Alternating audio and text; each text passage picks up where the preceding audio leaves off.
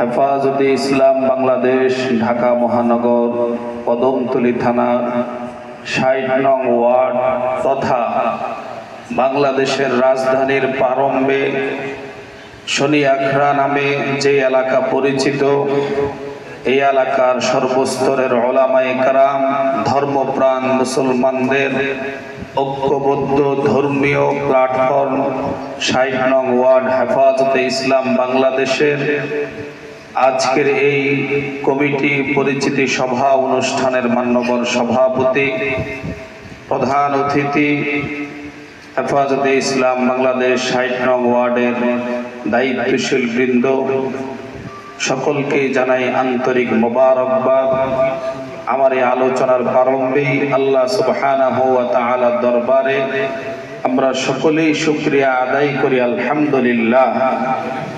হেফাজতে ইসলাম বাংলাদেশের এই ৬০ নং ওয়ার্ড ইতিপূর্বে থানার তত্ত্বাবধানে তারা যেভাবে কাজ আঞ্জাম দিয়েছে, বিগত মাহে রমজানে ইফতার মাহফিল, মার্চ পর গাজা এবং সর্বশেষ হেফাজতে ইসলামের যেই ঐতিহাসিক সোহরাওয়ার্দী উদ্যানে যে মহাসমাবেশ হয়েছে, সেখানে ধারাবাহিকভাবে ৬০ নং ওয়ার্ড যেভাবে একের পর এক কাজ করেছে, এই অঞ্চলের প্রত্যেকের কাছেই হেফাজতের আহ্বানকে পৌঁছে দেবার জন্য মসজিদ মাদ্রাসার পাশাপাশি এলাকাবাসীর কাছেও তারা দাওয়াত দিয়ে গিয়েছে।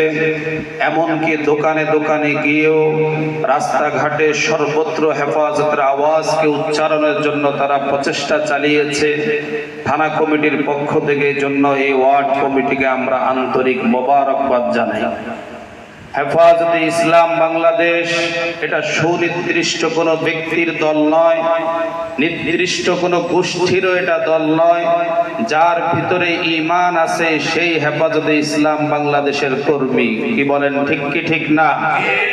কারণ এই হেফাজতে ইসলাম কোনো ব্যক্তির বক্তব্য দেওয়ার জন্য এর যাত্রা শুরু হয়নি, বরং যে দেশে আমরা বসবাস করছি এদেশের বিরুদ্ধে যদি কেউ চোখ তুলে তাকায়, এদেশের মাটি নিয়ে যদি কেউ কোনো রকমের ছিনিমিনি খেলতে চায়, এদেশের ইঞ্চি ইঞ্চি মাটির উপরেও যদি কারো কোনো ধাবা পড়ে, হেফাজত তখন তারা সোচ্চার হয়ে দাঁড়িয়েছে।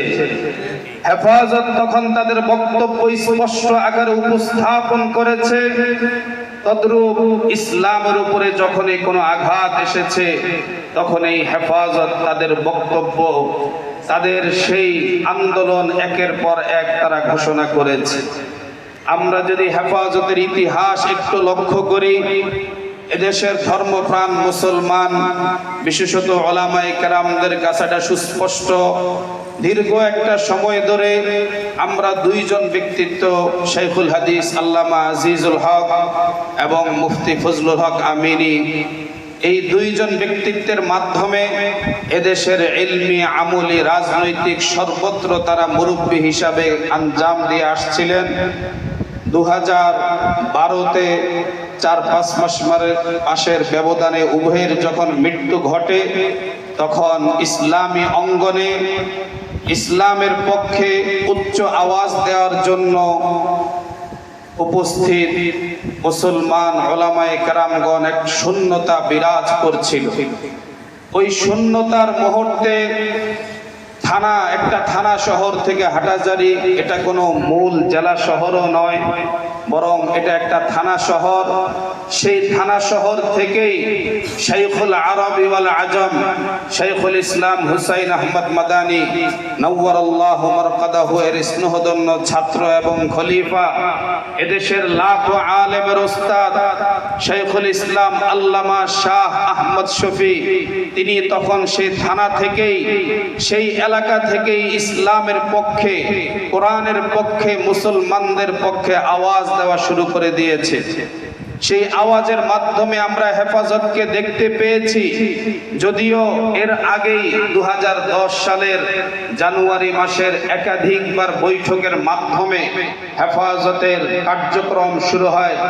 শাইখুল ইসলাম আল্লামা শাহ আহমদ শফি এবং হযরত শেখ সুলতান জৌগ নদভী রাহিমাহুমুল্লাহ তাআলা এই জাতীয় ব্যক্তিত্বদের মাধ্যমে এর কাজ শুরু হয়েছে। পরবর্তীতে আরো অন্যান্য বুজুর্গ উলামায়ে কেরামের সাথে সম্পৃক্ত হয়েছেন।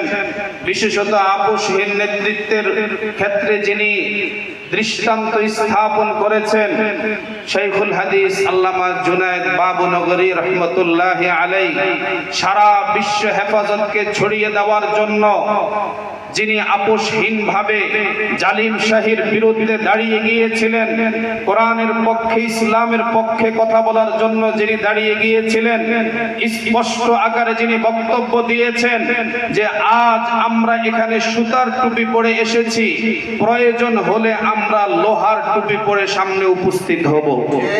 তাদের সেই বক্তব্যে যখন আমরা লক্ষ্য করেছি যে শাহবাগের মধ্যে কিছু নাস্তিক একত্রিত হয়ে একের পর এক কোরআন নিয়ে কটূক্তি করা শুরু করেছে, দাড়ি টুপি নিয়ে কটূক্তি করা শুরু করেছে, মুসলমানদের অনেক গুরুত্বপূর্ণ বিষয়ের বিরুদ্ধে যখন তারা বক্তব্য দেওয়া শুরু করেছে, তখন সেই হাটাজারি থেকে আল্লামা শাহ আহমদ শফি এবং জুনায়েদ বাবুনগরী গর্জে উঠেছে।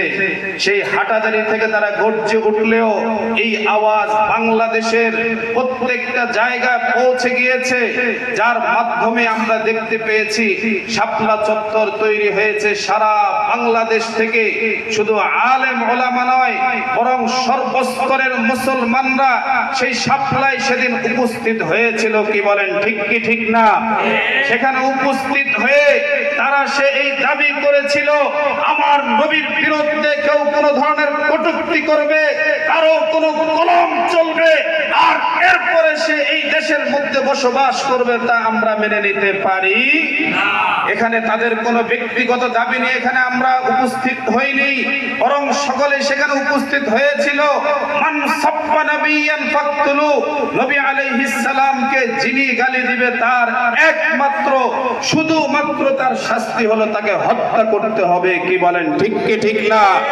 কারণ এদেশের কোন নেতাকে নিয়ে বক্তব্য দিলে সব থানায় একসঙ্গে মামলা পড়ে যায়, কিন্তু আফসোসের বিষয় নবী আলাইহিস সালামের বিরুদ্ধে বক্তব্য দেওয়ার পরেও তারা এই শাহজালালের মাতৃভূমিতে, শাহপরানের এই মাতৃভূমিতে তারা বসবাস করছে, তাদের আওয়াজ দিয়ে যাচ্ছে, বক্তব্যের পরে তারা বক্তব্য দিবে।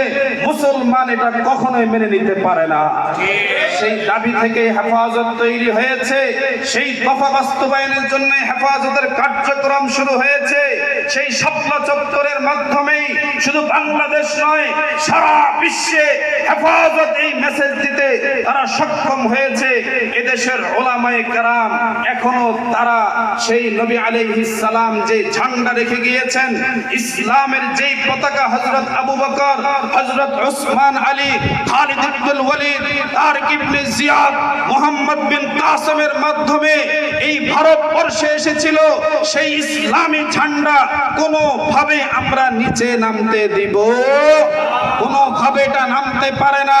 আমরা যখন এই ঝান্ডা কেউ টানাটানি করবে, আমরা সেই ঝান্ডাকে আমরা তুলে ধরবো।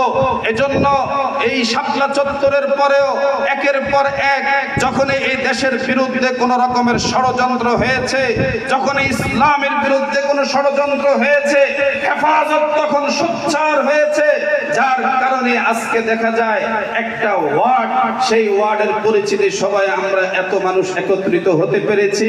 এই একত্রিত হওয়ার দ্বারাই প্রমাণ করে হেফাজতে ইসলাম ছিল, হেফাজতে ইসলাম আছে, হেফাজতে ইসলাম থাকবে। নাসরুম মিনাল্লাহি ওয়া ফাতহুন করিম ওয়া বাশশিরিল মুমিনিন।